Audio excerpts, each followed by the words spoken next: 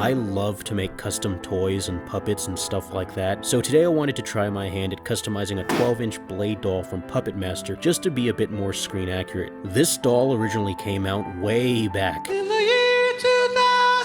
and it's alright. Not the worst, but it has its questionable features. For one, the way longer than it needs to be Lord of the Rings hair and the really bizarre wife beater underneath his coat. What the fuck? The first thing I did was paint the knife and hook with a silver metallic paint. Before they were a flat, just barely metallic black, and they just didn't pop the way they do when I think of Blade. Then I sewed together a new turtleneck vest from some black fabric that looks much better than whatever that hideous thing was. Yep, way better. Oh, and I trimmed his hair and also painted the brassy areas holding his knife and hook in place. And on its own, that's pretty cool, but then there's the face. It's got this milky dog water murk to it that I just didn't care for. When I think of Blade, I see piercing white, so we're gonna do just that. First I gotta pop the hat off and...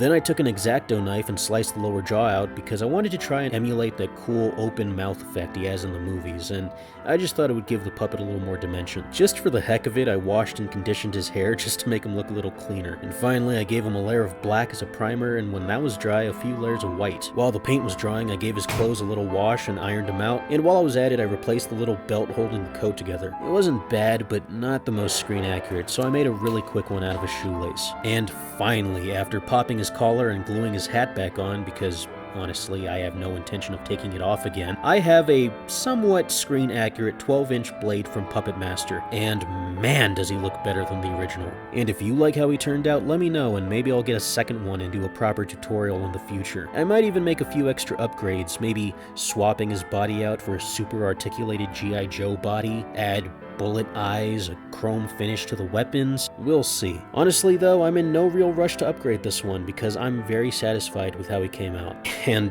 just to be blunt, I know for a fact that he's way better than any screen-accurate replica Full Moon Studios would put out themselves nowadays. Seriously, have you seen their Leech Woman?